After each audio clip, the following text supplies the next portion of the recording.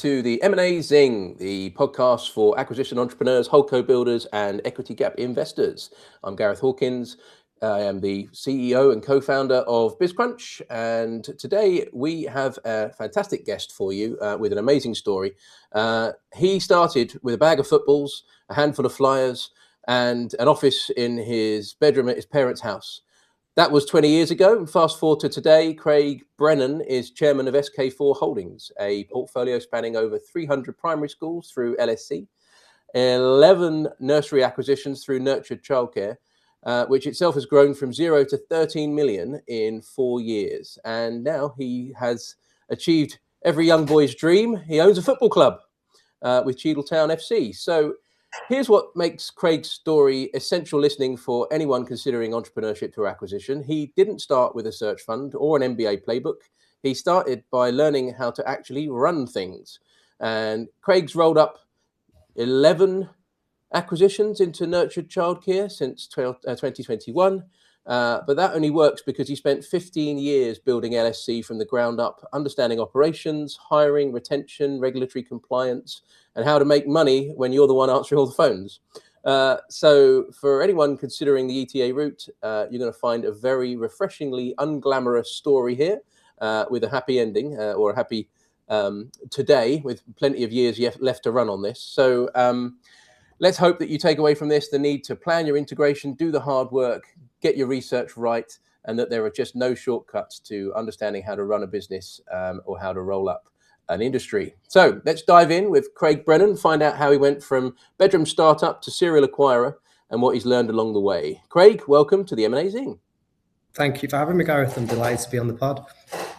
Well, it's an absolute pleasure to have you, sir. I know you're an incredibly busy man with all these various business interests and a sizable team that you're responsible for. So, yeah, we've heard the sort of initial kind of origin story in my potted version, but we'd love to hear it straight from the horse's mouth. Tell us about that journey from the bedroom office to where we are today. Give us the sort of Reader's Digest version, if you can. Sure, I'll do my best. So the plan for me was never, I suppose, the route I was taking. I've not gone down the academic route. I straight out of school at 15, I sort of played a little bit of academy football for Manchester United. It was quite clear early that I wasn't going to be a professional footballer. So I kind of fell out of school, wondering what I was going to do, and stumbled across children's football coaching. It never entered my mind. Didn't even know that you could be paid to do that as a job, to teach children as a football. So if I couldn't play football, teaching was probably the next best thing for me. So I started to teach children.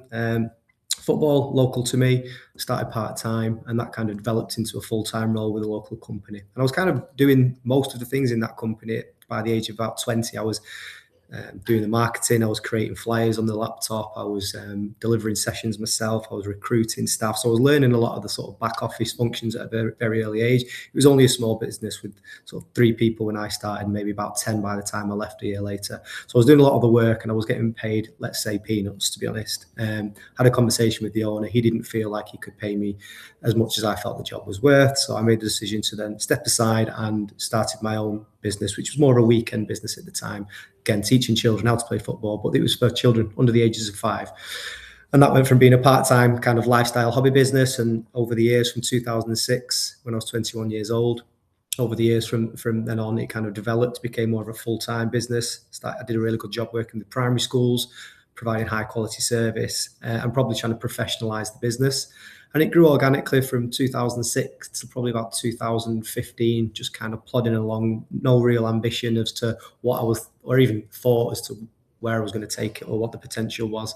And it was only when I started to kind of invest in my self-development, it opened my eyes up, because I've not been down the academic route. It actually opened my eyes up to the possibilities of how to actually scale a business and how far we could take it. So we grew the business then. I think by 2018, it was still doing around about $1 million in revenue. And then I had an opportunity to then acquire a very small provider close to me, more of an asset purchase. Well, it was an asset purchase of somebody who was actually my mentor when I was an apprentice in the sector. So I bought his business off him. He came to work for me, and that really opened my eyes. That was kind of one of the points in my journey where I realised it was a bit of a light bulb moment as to I'm slogging my guts off here to try and grow 5% year on year, and actually I can go and buy a business and grow 20-30% overnight. So that genuinely added on $250,000, did it, in revenue? Yeah, absolutely, yeah, overnight, which was, in grand schemes of things now, it's not huge, but from that perspective, as a young business owner, it really opened my eyes, not being from the world of M&A. So I then dove into the world of M&A as much as I could at that point, reading books, YouTube video, all the books that everyone's read in regards to ETA and business acquisition. And I really doubled down. So then from 2018 to 2021, I did one more deal, but a lot of that time was spent on professionalizing the business, growing out the different functions, finance, HR, sales and marketing, ready for that next stage of growth.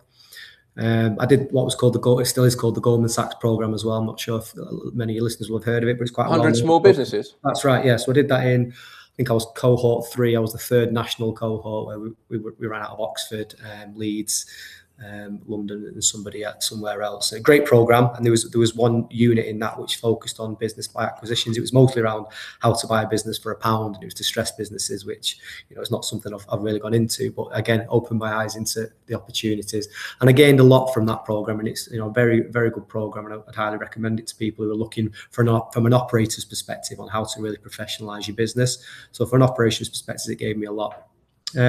Interesting that they. Sorry to slight aside, but interesting that they focused on the £1 down. That doesn't seem very Goldman Sachs. No, well, exactly. Yeah, I think the guy who was teaching the unit at the time, a guy called Peter, he was big on that, and he's done a lot of those deals for clients. So I think that was more his forte, as opposed to the general sort of M&A that most people are familiar with of sure. good solid businesses. So I think that's probably why.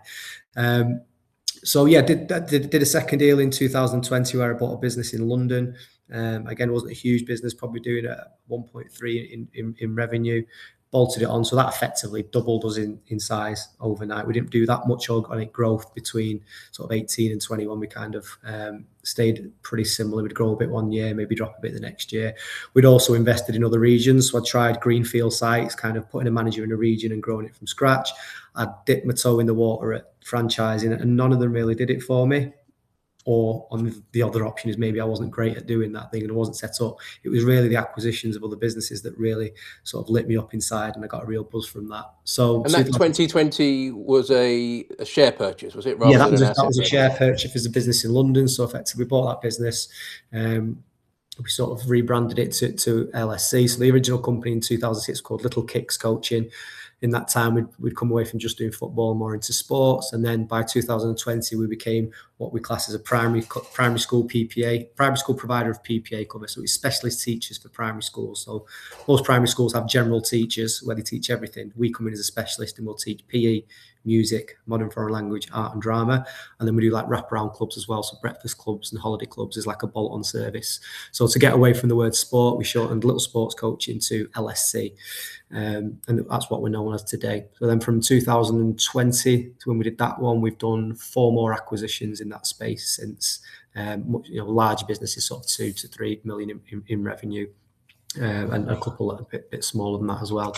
So you're really off to the races with the growth via acquisition. By the time absolutely. you got to that 2021 milestone, what do you think was the big unlock? Was it that you had liquidity to really go ahead and do this, and there was more cash to deploy, or that you just nailed the model, or you understood the best deal structure? Like, why did you become that serial acquirer specifically from there? I think for me, I saw it as a real, I wouldn't say easy because it's not easy, but for me, it was the simplest route to scale. For me, it was why I start from 0 and slog all the way up to 10 when you can start at 8 and take it to 10. That's my philosophy on it. Take a business that's good and solid and understand the levers where you can create the value. And that's what's important. And I think we'll probably come to that later and what we see as value creating. But for me, it was I can take a good business and make it better, and I can make some cost efficiencies by stripping out some of the back office functions and the other things that create value when you're rolling up. So for us, it was the unlock in my brain that was the fastest and simplest route. We didn't have loads of capital. We'll come to that later. I had to be quite creative with how we finance some of these deals as well. But yeah, if we go back to sort of 2021 at that time as well, it was sort of middle of 2020, so we were in the middle of COVID. I kept getting sent by brokers children's day nurseries because part of what we did was Ofsted-registered childcare, and I never really went down that route But then I started to look at that sector and look at the future of the funding environment, and looking at the private equity consolidations that were happening in that sector, and it really started to interest me. So I'd kind of decided to diversify and spin out another business which I called Nurtured Childcare, which I'm sure we'll come to later on. Yeah, we sure will, because what you've ended up here with is a nicely diversified portfolio, but in the education space, but two rather scalable areas of it, with the wraparound care and the sort of non-academic sports interests and music and drama teaching. That, and then the full daycare, nursery, early years stuff on the other side of it. Really great mix, and I'm sure cash generative in the round. Yeah, absolutely, and that's key for us, is the quality of earnings. And for both businesses, our customers generally pay us either up front or at the start of the month. So especially with the day nurseries, a lot of the funding is paid in advance, so that the cash cycles is quite positive. So in the early days with LSC, that's what enabled us to kind of leverage that cash into the next acquisition as well. Albeit we start to use some debt. But we did have to be creative in regards to the sort of finance stack and how we got those deals done. But yeah, good businesses, solid earnings. Well, let's get into the finances and the financial, because you're not from a financial background, as you said. You're an operator. You've come from hands-on sports training, and you've learned acquisitions and integrations as a consequence of having to do them, which is fabulous. Do you think that operational experience has given you the sort of magic secret sauce unlock to be able to create value from these acquisitions? Absolutely, and I think there's been times over the last maybe 10 years where I've started to acquire businesses and I've thought, why have I not started this early? Why didn't I start this at 25 years old, when I was even younger potentially? I could have been so much more ahead of the game. But I think I would not have been successful as I am now with these without that operating experience. I think they've only been successful is because I've had a real depth in operating the businesses. And LSC is quite a tough business to scale because it's human capital, it's relatively low pay, so you've got a lot of staffing issues, staff retention, staff acquisition and churn and everything that goes with that. So it's a tough business to scale. So I think being able to know where the skeletons are and where the problems are going to occur in the businesses that we're buying just allows me to understand where the risks are much better. I think if I'd have bought businesses at the age of 25, I'm highly doubtful I would have been able to sustain the level of revenue and profit, never mind improve them. So I think the way I've done it, being an operator first, going and then moving to more of an owner investor, it's worked for me. It might not be for everyone, but it has for me, certainly in the SMB space, because going from a corporate background into owning a larger business is probably relatively similar, but actually going from a corporate background to an SMB, where actually you're the one buying the milk on a Monday morning, going into the office, booking the cleaners, fixing the photocopier, doing the sales and marketing, it's very different. And the team that you've got around you have got a different skill set and a different appetite for work and for career progress. So absolutely, I think for me, that's why I've managed to roll up as many as I have, because I've had that experience. And it sounds to me like you've had that human-centric approach. You're a relatable person. You've been in the trenches. You've done it yourself, as you say. You know where what's in the cupboards and where to look and where to extract the value. But also, you can relate to the challenges that your team are under, and I'm sure that helps get the best out of them. Having done it yourself. Yeah, absolutely, and it's a help and a hindrance at times, because people come to you, and I'm naturally a problem solver. Someone comes with me, we've got this issue. My first go-to is let me help you solve it. And over the last 5 years, as I'm trying to become more of an investor than an operator, I'm trying to step back from that. And I've got a managing director in one of the businesses. I'll be looking for a CEO in the nurseries in the next couple of years. So I'm trying to step back completely from day to day. But it's hard when you've been in the business for 20 years, because people will know that you're the best person to ask the question, to get an answer.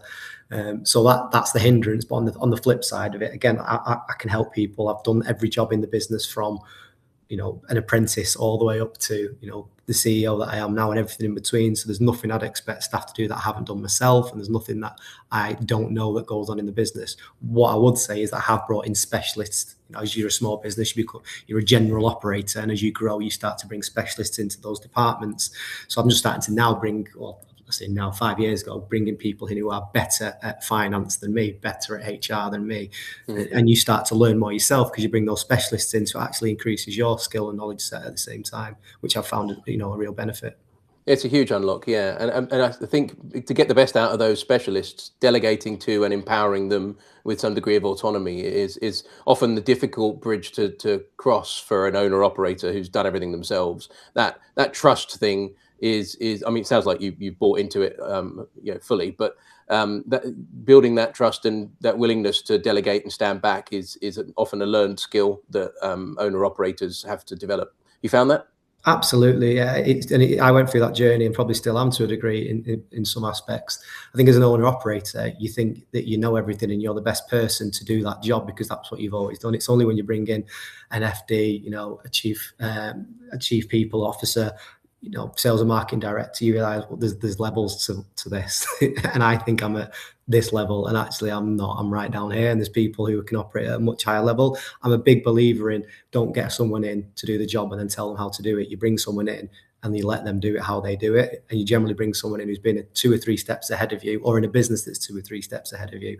And they come in and tell you, right, you tell me the vision and I'll tell you how to get there, and I'll help us get there. And that's what I'm a big believer in. Now my job as a CEO is to set the vision, get buy-in, and then bring the right people in the team to help us achieve that ultimately. Beautiful. Very enlightened viewpoint there, Craig, and wonderfully articulated. I'm sure there's lots of lessons there. Stroking my beard as I said that. Yeah, well, you did have the Gandalf moment there, mate. Yeah, but not quite as salt and peppery as me.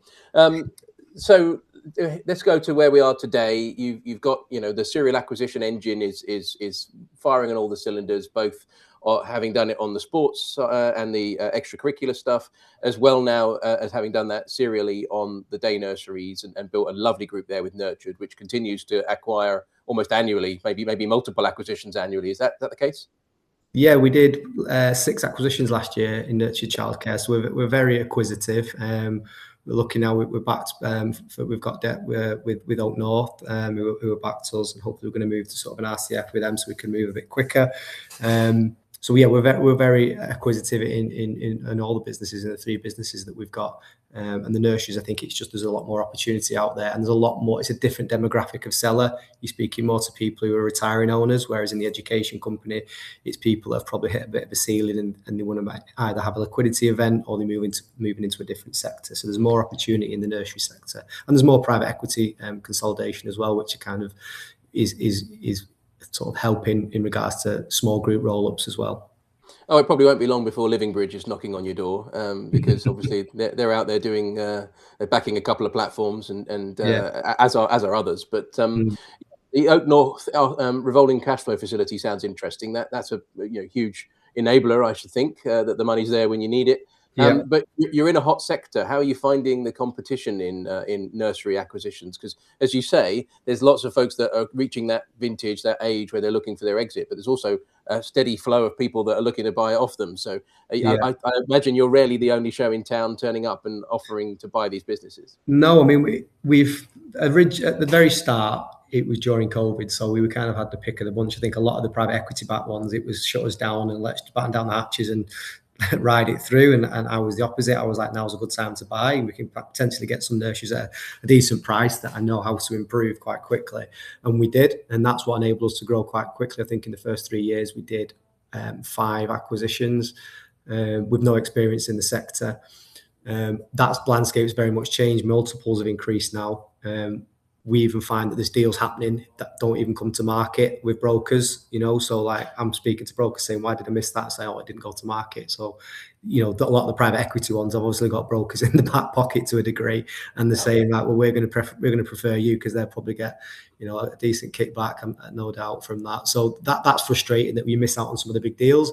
But I think what previously happened, especially in the nursery sector, is a lot of the private equity backed groups would kind of target the more I would say demographically preferential areas. So areas such as Knightsbridge, Mayfair, where private rates they can charge a premium for. Whereas we kind of went the opposite way, because I knew that there was going to be a change in the funding landscape for that. So I went in less advantaged areas where the revenue was based more around funding, or at least split a bit more equally. And that's, luckily it landed in our advantage, because the local authorities and the governments have now massively increased the funding for nurseries. So now that the corporates, if we call them corporates, but the private equity groups are now reversing that and going the other way and going to the more funded nurseries, because obviously that's where the opportunity is for them. So we kind of had an opportunity where we could pick off the ones that we wanted, that there wasn't much interest. Now we're getting a bit bigger, and we're looking for bigger groups to compete against and buying maybe small groups of 3 or 4. We are getting outbid on some of the private equity ones who can pay a higher multiple. So at some point we may need to look at, we've had lots of approaches from private equity. We may need to look at that, but at the moment we're going to continue to pick off single sites or small groups and just be very picky. I do work hard for off-market deals, so we do a lot of deal origination myself and try and find off-market stuff, and that's where our success has been. But we do get some brokered deals as well, which is nice. Yeah, I imagine you offer something slightly different to the private equity experience as well for the sellers, particularly if they're staying around. I mean, it's a different sort of employer from that point, isn't it? And from your perspective, if you were to give up equity and preference shares to a private equity backer, I wonder if you'd have quite as much freedom and agility and autonomy as you now have.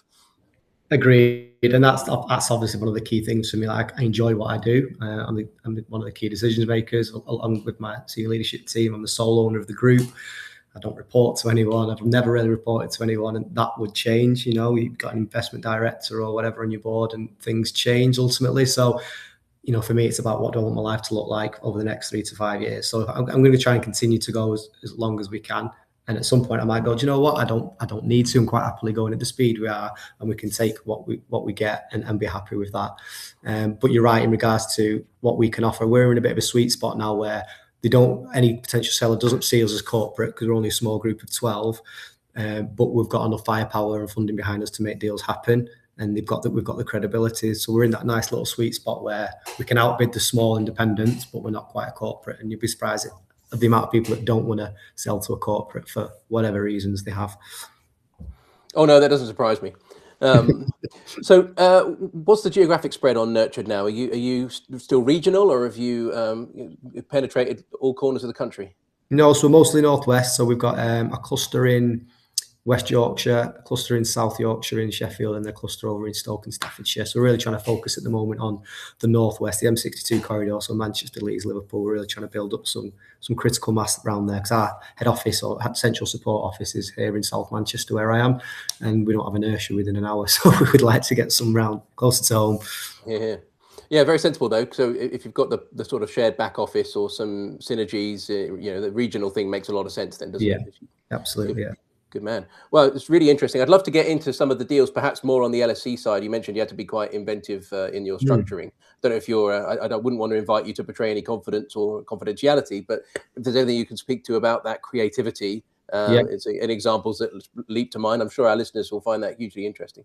Yeah, sure. I mean, I suppose the one that jumps to mind is the one I acquired down in London, and it was during COVID. I remember there's obviously a lot of people out there selling courses on how to buy a business for no money down.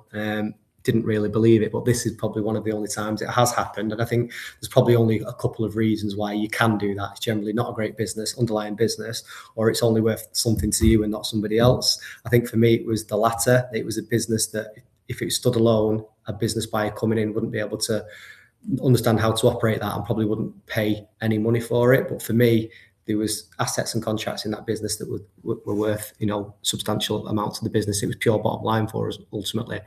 I mean, I can share some numbers with you. So I think the EBITDA on that was maybe 200k at the time. They had about 300k in cash in the bank, and they were eligible for a bounce back loan, which did not yet pull down. And they had a tax bill, which was also in another tax account. So ultimately, we didn't have to put any cash into that. We used cash in bank. We used the tax bill, the tax cash that was in there, because the tax would need to be paid. It was like 9 months down the line that they'd banked it for. So we did that.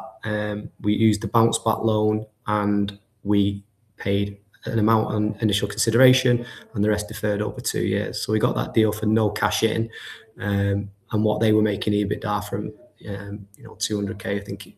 Overnight for us, it just added maybe 240, 50k on the EBITDA on our bottom line without us having to do much. We got rid of the office because they weren't using any staff that were in the office. So for us, we stripped out some of the duplicated costs, and it was just a great deal for us really to do quite quickly with no cash down. Completely self-financing across the sort of 2-year deferred period as well, I imagine. So it was, yeah, and some surplus in there for us as well, which was good. Well, so it grew also, did it? Under your tenure? Fabulous. Yeah. Great story. Well done, Craig. So let's have a talk about what a good acquisition looks like for you. You've obviously got a nose for it. What do you look for? What are the non-negotiables when you're assessing a deal, and what do you like to see? Yeah, obviously it depends on the sector ultimately, but there are a few non-negotiables, and it's probably this is, it's not rocket science to most people that are looking for businesses these days. But one thing we look for is quality of earnings and how solid are the numbers. Concentration of customers. We don't want any concentration of customers. We don't want anything that's generally government backed, and it's only government backed. And it might be a short-term contract with the government that's high percentage chance of it not repeating.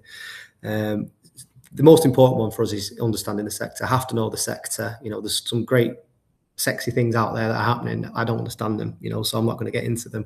Whereas childcare, education, and dentistry is the group we've not spoke about yet. But their sectors are basic stuff. I do understand the basic business models, and if you can operate one business as an operator, you can generally operate the other ones, and you know which levers to pull and how to add value. So I need to understand the sector, solid earnings, strong management team is obviously non-negotiable. No concentration of customers.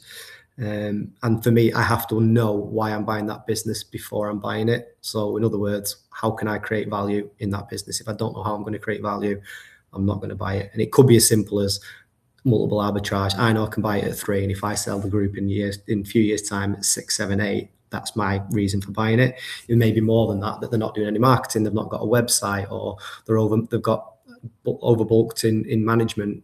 So for me, it's understanding the reasons for buying it.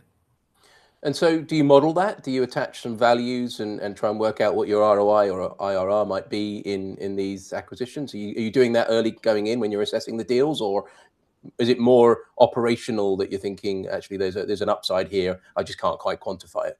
A bit of both. I mean, in the early days, we didn't model them out, but now obviously we've got a substantial finance team, and part of our FD's role is financial modelling. And that's obviously, if we look at the nurseries, that's what the lenders are going to want. They're going to want to see what's the effects of this being plugged into your operation. So yes, of course we do that. I've always looked at the operational efficiencies. So we don't need 2 offices in the same city. We don't need 2 managers managing 6 people each. We need 1 manager managing 12. So that kind of stuff that's non-negotiable, and we do that. But I think it's also understanding, which we've got better at, is the impact of those decisions. It's very easy to create value on a spreadsheet, but actually in the real life, when you are moving staff around who have been in there for a long time and changing roles and changing uniform, it seems like basic stuff, but it does have an impact on people. And I suppose it's trying to understand what the impact of that change is, and that's something that we're really leaning into now. Yeah, being sensitive to those things. So let's talk about integrations, because obviously you mentioned there about getting some operational efficiencies. I'm assuming that you don't leave these to run independently and just share some stuff behind the scenes. Obviously, your website suggests that everything gets nurtured, branded. Is that the case? Tell me about your approach to integration. Yeah, so we generally take an approach based on the individual business. In the nurseries, we do rebrand them all. We're trying to build a brand, and we feel there's going to be value in that brand. So we do reskin them. And how quick we do that is individual to that site. So we'll buy some sites and we'll feel like maybe it's not got the best reputation. We'd never buy a distressed one, but maybe our brand in that area would add more value than keeping the current brand. So for example, in Stoke, we've got a really good brand reputation. So keeping that brand as the old brand has no benefit. Rebranding it to Nurture Childcare very quickly will have ultimate benefit, because they've got, that's a nurtured site. I know my friend who lives in North Stoke, and they've got one, and they talk about it all the time. I'm glad we've got one in South Stoke. So it's that for us works. Whereas on LSC, we bought a business again in Stoke called Be Active, and they've got such huge brand reputation in the area. And LSC isn't known in that area, so we've not rebranded that yet. It would purely be based on the reputation and the benefit of rebranding. Ultimately, it comes down to what's the reason for rebranding it. And for us, Be Active have got such good brand value in the area, to rush into a rebrand would purely be for egocentric reasons as opposed to anything else. So that's just been left as it is to run. We've started to drip things in, like on their social media, on LinkedIn, it will say Be Active and then part of LSC in brackets. So we start to slowly drip stuff in. So the customers, the schools, the staff start to get to know us. And then if we do ever rebrand in the future, it's not completely alien to them. Got it. How does that apply to standards, for example? Because obviously you're in education and child daycare. They're Ofsted driven, Ofsted overseen, high level of compliance. How do you make sure that you're maintaining standards? You're also keeping the operations growing and able to sort of pursue growth, but not lose sight of the ongoing levels of quality. Yeah, so it's obviously one of the key things for us, compliance and safety, safeguarding of the children in our care is of utmost importance to us. If we don't have that, we have nothing. Starts with the due diligence for acquiring a business. Obviously, we look at the safeguarding processes, the policies, we'll look at staff knowledge and understanding of that as well. And we'll look at previous Ofsted reports to see if there's been any cases that we need to be aware of, or any referrals that may potentially worry us. And then obviously once we bring them into the group, any changes we make, we're always thinking, our go-to is like, how is this going to affect the end user? What's the end user looking at and feeling when we make this change?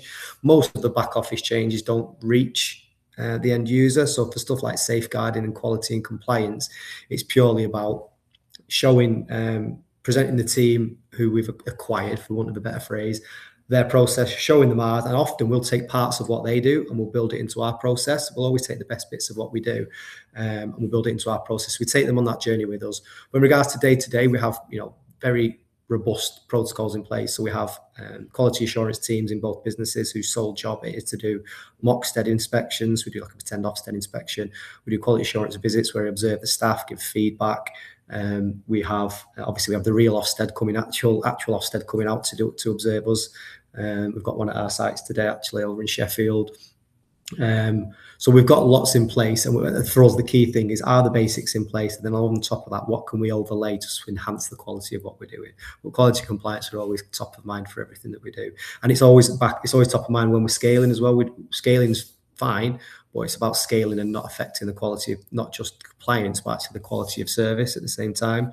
So we're conscious that we don't want to grow too fast with it impacting the quality of service and the safety of the customers and the end users. And I guess that translates through to the sort of targets that you set for these kind of organizations. I mean, you're somewhat constricted by capacity at a site, right? So it's not easy just to double overnight, because you've only got a certain amount of child capacity in a day nursery. That's right. Yeah. Great stuff. So on that topic, with people, obviously talent is scarce in lots of industries, and you're working in people heavy sectors. How is your talent acquisition? How are you managing to stay ahead of that as you're scaling? Because I guess it's a big unlock. What's talent acquisition looking like for SK4? Yeah, I mean, for both in both the childcare and education businesses, it's our biggest challenge. People are the biggest challenge. I'm sure a lot of people out there are feeling it who operate businesses. There's a real lack of talent, for everybody to be operating at a high level. So that is definitely our biggest challenge. There's a few things that we've done. So in the nursery sector, we're looking now to be able to pay what is the real living wage. Most nursery operators are generally paid at or slightly above the national minimum wage. We're now looking to pay above, not a huge amount, but slightly above the real living wage. We pay paid breaks, which I know sounds like basic and obvious, but a lot of providers don't pay breaks and lunches. So we do that. We pay additional leave. We've got, all the benefits, bonus incentives and things on top. So we're doing that piece around the package, what that looks like. So that's great for attraction and some retention. But it's not about money for everyone, right? It's about the culture and the environment. And I think because we're not backed by private equity, like the way we operate the business, it's not, we don't manage by spreadsheets. Like we're very big on culture, and we feel like if someone's going to leave the business, it's generally because they're not happy with the manager or the culture. The difference between a few pence an hour might make someone leave. But what we found with people who leave for a few pence an hour difference, they often come back. and they're happy to come back to the wage that they weren't on, because actually they realised that the culture, the environment, and how they feel at work is much more important. So we're working hard on that piece. I think the fact that we're growing, giving people opportunity to progress is very important. Because one of our area managers now, she started as an assistant manager at a site, and she became manager, got an outstanding Ofsted, became an area manager, and she's growing. And that's just one of several stories I could tell of people that have come into the business and grown with it, which is great. So I think that, and having an employee brand with our marketing team are now working hard. It's one of their rocks for this year is to really grow our employee brand online, so that people are excited when they see our brand. Why would you not want to come and work for Nurture Childcare over anyone else? And that's the same in LSC. We're trying to do exactly the same over there. So it's our biggest challenge, but we've got things in place to try and counter that. Love that. Love the employer brand, destination employer piece. That's great, and the progression story is wonderful to hear that people are able to go from early in their career to a sort of senior role within one employer is fantastic. Just on that real living wage and the paid breaks and those kind of financially implicated remuneration things, are you able to get that back on the pricing? On is that coming through in the better quality of the care, and are parents willing to pay more, or are you pegged and this is a margin calculation or margin sacrifice that you've chosen to make for the retention? No, it's certainly not a margin sacrifice. So we generally, the statutory increases will go up in April, and then we'll do some performance ones based in September, which is the start. We run academic year, so September to August. So we'll do performance-based ones then. So when we're modelling it out, which we're actually in the process of doing at the moment, is we'll look at what are the statutory increases, what performance increases you think we're going to build in, and that'll have a surplus amount that we need to cover. We generally then look to put our private fees up by a certain percentage to cover the majority of that, and then the local authority fees will increase again, but we're led by the local authorities on that. We don't get to dictate that.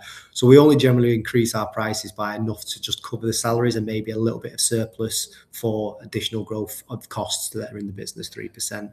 And that we build that into our model every year. So we generally are not, the margins are safe because of the way we can increase. It's a service that is required, right? Something's got to be drastically wrong for someone to pull their child out of nursery when they're happy.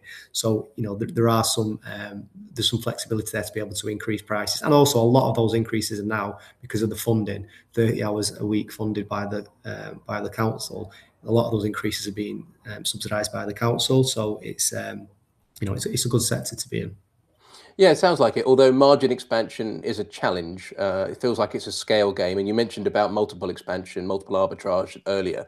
I guess that's the bigger win here, right? Is that you get to put a group together that gains a larger multiple as a consequence of its scale, whereas the margins at each individual site might be constrained. Absolutely, and we're not really interested. Obviously, there's operational margins we want to increase, and we're very hot on managing our staff costs, because that is the biggest cost to the business. So we know what our gross margins need to be, and we try and stick to that religiously. But we're not massively interested in growing the margin in regards to organic growth. Although driving occupancy is important, but we don't really hammer home that that's the target for us. The value creation as a group comes from buying at 3 and selling at 8. That's where we look for the value creation. Yeah, great. Well, look, Craig, you're really into the detail, and that's lovely to hear. And I'd love to get on to, the fact that it probably wasn't always as much as sort of sunshine and rainbows as it may sound like it is today. What was the sort of most challenging or toughest part along the journey, would you say? There's been a few. Obviously, people always talk about COVID being one, but I think for me, that was actually an opportunity to sit back and reflect, as opposed to, oh my God, what's going to happen? I'm not going to be able to pay everyone. Because yes, I had those thoughts, but they were only short-lived until furlough came in. And then it was like, right, okay, I've got a bit of breathing space here. So that gave me a bit of opportunity to breathe. I think if something sticks out, I'd say that growth hurts. And one of the things that you have to learn is that not everyone's going to be on that journey with you, and not you personally, but the company often outgrows people, and people who are your right-hand man or woman or your number 2 in the early days aren't going to be there forever. And that's tough. I think how you manage and handle those conversations and addressing them early is important. So that's one of the lessons. I mean, I'd say a lesson, like I've done that, but there's been a couple of times where maybe I've let my heart rule my head, and I've let it go on too long, and it's affected a relationship. So for me, that's probably one lesson, and just understanding that it is a business. I wouldn't class it as a family. I class it as I always say it's more like a sports team where as you get promoted into the leagues, you need better level of players, and you need to transfer, go on the transfer market, get someone out, bring someone else in at a higher level. And that's the way I've always operated it. I love that analogy, by the way, Craig. I mean, it's difficult not to over emotionally invest, but also to not to completely emotionally detach. Yeah. So looking at it kind of a bit more transactionally, like a sports team analogy, is really great, because everybody's there pulling together for the same common mission. But actually, as the club, as the team improves, you need to bring in that additional kind of level or stage of skill. And experience. No, I love I that. agree. And I think we run on EOS, which I'm sure you're familiar with, and all the businesses in my group have implemented EOS either through myself or a professional implementer. And, they're all engaged in it. And we, right people, right seats is one of the analogies with the analogy of it being a bus, right? And we talk about that a lot when there's a problem in the boardroom or in the management team meeting. It's generally always comes down to a person rather than a process. It's a person generally, and it's that ingrained now. And there's people that have worked for me for 10-15 years, and I had someone hand the notice in before Christmas, and her words were, I think it's time for me to get off the bus. So she'd already identified that the business was growing at a quicker rate than she was comfortable with, and also she was a senior person that she want that stress and pressure on her in those later stages of life. So it's good that people start to identify that for themselves before having to have that conversation with them. And that's because we have those honest conversations with each other in the room about other people, and we use the right terminology, right people, right seats, and you're either on the bus or you're off the bus, and people start to look at themselves and make that decision before you. Really, that's probably my biggest challenge. Really mature culture by the sounds of it, if you've got that degree of ownership and self-awareness in the business. Given that opportunity to reflect collectively is quite strong. Yeah, and it's it's across the board. Most of that does happen. I think the EOS has been huge for that, because one of the big things again in EOS is about accountability, and there's nowhere to hide. We have an accountability chart. Everybody knows what they're accountable for in the business. So if there's an area of the business failing or there's cracks appearing, everyone knows where that's happening and who's responsible. So people don't come to work on purpose to do a bad job. It's just either over capacity or they're not as competent as they need to be for that role. And people are generally honest with themselves rather than you having to do it. There's been the odd time where you have to have conversations with people, don't get me wrong, but I think EOS has allowed us to operate that way. Yeah, it's a great enabler, definitely great framework. Is there anything on the acquisition journey that you wish you could go back and do again? You do it differently a second time around, or? I don't think there is, because I think I've learned more from the mistakes I made than I have from what went well. I know a lot of people say that it's a bit of a cliche, but it's genuinely true. I think none of the mistakes I've made have been catastrophic. We've not had to make a load of redundancies. We've not had to close anything down or anything like that. It's all generally been really positive. I think there's been some businesses where I might have slightly overpaid, but then there's been other ones where we've got it at a steal. So I think it balances out over time. I've definitely learned, which businesses we need to keep people in longer. We made some mistakes early on where I let owners leave the business quite soon after the sale, and you realise that actually they did a hell of a lot more than they let on, and they had more relationships with customers than they let on, and that's an issue. But we'd turn those around, and there's no issues there. But we learned a lot, and for those, it just gives you an understanding of what to look out for more next time and what to apply in the deal next time. So I think if they'd not gone through them, I would have made the mistake on a bigger deal later down the line. So I don't think I'd change anything, if I'm honest. On that owner dependency piece, there is a cautionary tale that until you've really been through it and acquired the business and then seen just how much the owner was still involved, you're willing to take them at face value until you've seen it once or twice, and then you go, my goodness, which businesses at this size really have unbundled their sellers? I mean, very few, in all honesty. Even if they say, oh, I don't come in day to day, they're still pulling the strings quite often and have the relationships and all that sort of stuff that is difficult to replace. So you've learned to give them a retention period, have you, or structure it in the deal with the earn-out? So there's generally like a consultancy period, not an earn-out, but a consultancy period that they're tied to. And we've only done one earn-out. That was for, over the course of 2 years. And, he was the CEO and he runs that. And it comes with its benefits because that's allowed us to scale quite quickly without having to integrate everything straight away. Because, that business is running independently, and that business owner is very nervous about making any changes because that's going to affect his earnout, right? And that's the way he sees it, whether it's beneficial to them or not. So there's pros and cons, but because we've done quite a few deals, we don't need to rush that integration just yet because we've got other integrations that we can focus on. So it has been by design as opposed to just by that's what the seller wanted. But I think locking the seller in for a sustained period of handover is definitely, for us, has been the way forward. That said, in the nursery group, it's been very different. None of the sellers have stayed anywhere anything past 3 months because the manager's generally running day to day, and then we take the back office function and bring that centrally. So that's worked really well. Nice. So it's been easier to sort of stamp a model, if you will, on the nursery side than it has been on the sports and education. Yeah, it has. Yeah, absolutely. Okay, nice. It's really interesting. I'd love to get, just as we get towards wrapping up, into some sort of advice for aspiring acquirers. You've said in the sort of pre-conversation about how it's important to focus on fewer, more impactful things and cut out the noise, focus on the signal. I'd love you to sort of unpack that, really, if that is part of the secret sauce, if you will, of your success. Could you just elaborate? Yeah, so in the early days, especially with LSC as an operator, we probably had 15 to 20 revenue lines, children's parties, one-to-ones, events. We had junior football teams. We had loads of things going on.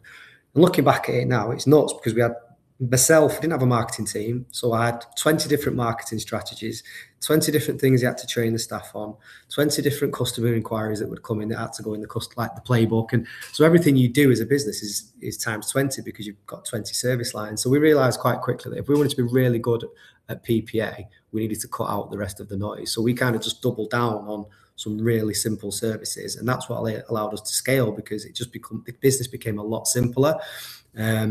And I think for me, that's the same. What I've applied to the businesses that I've bought is just trying to simplify them as well, and systemize them at the same time by making sure that actually, if we're going to scale, you need to be able to scale a simple business model as opposed to something that's a lot more difficult and to understand at the same time. So when we buy a business now, we'll value it based on the simplified business model. We'll get rid of any of the noise or the additional service lines that don't really look good on the top line, but don't actually generate a lot of profit.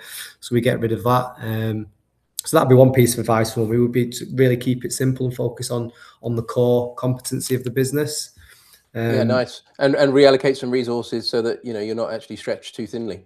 Absolutely. And you'll find there's opportunities there to, potentially reduce headcount because you don't need X amount of people in finance or X amount of people in HR because you've got less people or less service lines. Often it's noise and we realised that by taking that away, it gave us really clear focus, and that's what helped. Great stuff. Do you do a fair bit of giving back to the acquisition community? I know you're quite the mentor yourself now. I understand. What's one mistake that you see new aspiring acquirers making on their journey that you might caution them against? Oh, good question. I think I've probably got 3 or 4 here. I'd say number one is underestimating the required cash flow. You can never, like, whatever you think you're going to need, you probably need double because something's going to happen. So I think underestimate. As entrepreneurs, we always assume the best, don't we? Glass is always half full, not half empty. And we, for me, generally, I know people maybe coming from a finance background a little bit more risk averse because they're used to looking for risk. For me personally, I've always been, do you know what, it'll be okay. And I'm always a best case scenario person. So I think underestimating required cash flow will be one. And therefore not over levering. I mean, not pushing it right absolutely. To the wire. Yeah, absolutely. And then I think on the other side is overestimating growth. It's very easy to say we'll get 10% growth year on year. Well, well, do you know what? The guy that's been running that business for 10 years couldn't achieve that. Why do you think that you can come in year one and do it straight away when you've never operated this business, right? So that'd be the second one. I think going back to what we said before, underestimating how much there was a reliance on the seller, either how much they did or how many relationships they actually held. So that'd be the 3 I think I'll go with. Yeah, great. And really, really useful pointers, I think, there, Craig, because any one of them could save somebody a lot of heartache. So my understanding is that SK4 Group is on track to have group revenue exceed 32 million. Is that right? That's right, yeah. My goodness, with some pretty impressive EBITDA margins. What does, with that sort of, set of resources behind you now, what does the next phase of growth look like for you? Very much continuing on the acquisition journey. We've not really touched on the dental group, but we acquired a dental group quite recently as well. So kind of gone into that space, and that was, I would like to say it was strategic, but it wasn't. It was more opportunistic, where my dentist approached me, seeing what I've been doing, and he wanted to. He's got a really successful dental practice in South Manchester, and he wanted to open some more sites. I managed to talk him round to buying existing sites rather than starting from scratch. Well done. Yep. Introduced him to the world of M&A, and introduced him to a couple of brokers, and then it was alarming to me at the multiples they exchange and the finance available. If you're a dentist, some of the opportunities to finance properties and businesses is night and day compared to the nursery sector. So then he actually asked if I'd like to partner with him on that business. We partnered 50-50 and just recently bought a group of 4 dental practices. So again, not operational any of those businesses, but I think the next year, if we think about the next 12 months alone, it's going to be, for the nurseries, we're looking at small groups. We want to get to 20 nurseries by the end of this year. For LSC, we've got one more acquisition, and then we're pausing acquisitions to consolidate. And the nurseries are probably going to do one more acquisition on the nurseries this year. But by the end of this year, I'd like to have an MD or CEO in each of the businesses, and I've focused my time purely on M&A. Fabulous. So we should expect to see plenty more deals from you then over the coming years. I'd like to hope so. Yeah, I mean, I was lucky enough to win Serial Acquirer of the Year this year at the ETA Awards, but I don't think I'll be up for it this year. I've not done any yet in this academic year from sort of September. So slowing down compared to last year, but there'll definitely be some deals happening for sure. Yeah, sounds like it. Is there one particular milestone that maybe in the next 12 months you want to have nailed? Have you got one particular metric, like North Star metric in mind? I think it's probably those two. It's probably the number of acquisitions we do in each individual vertical, and having a pure business leader in each of the businesses. So where you can roll that up into one. We'll go with that. Great. Okay, sounds good. So how do our listeners follow your journey? Are you on the socials? I mean, I see you occasionally on LinkedIn, but yeah, I'm on LinkedIn more than anything. I came off Instagram because I found myself just doom scrolling as usual. I should be getting on with work, so come off that. So yeah, LinkedIn's where I spend most of my time. I'm not massively active. I generally peaks and troughs. There'll be a couple of months where I'm on it, and then a couple of months where I'm really busy with integrations or acquisitions, so it'll go quiet. I'm sure it's like most people. But yeah, if anyone wants to reach out, say hello or connect, please do. I'm on LinkedIn. Magic. We'll make sure we put your details in the show notes, if you don't mind, and link people to the various websites for SK4 and for LSC and for Nurtured. I'm really super interested in the dentistry thing too. I mean, I'd always like a new endeavor. But you've saved the guy an awful lot of money, time, and effort by getting him to acquire his way to growth rather than de novo. So. De novo, he could have been very busy. Yeah, I agree. Only one day, hopefully. Good stuff. Well, Craig, thank you so much for being so generous with your time and for sharing the realities of building operational expertise before scaling through acquisition and what that feels like going from operator to asset owner and serial acquirer. I think this has been a massively inspiring account for our listeners and our viewers. So thank you so much. This tale from the trenches, I think, has been quite enlightening. So I'm sure you'll get lots of outreach from folks that want to know what it is that has got you this far. But you've been really candid. Thank you so much, Craig, and we wish you the absolute best with the continued success of SK4 Group. Thanks for having me on, Gareth. Really enjoyed it. Yeah, it's been my absolute pleasure. Folks, do tune in next time for some more interviews, and until then, keep on crunching.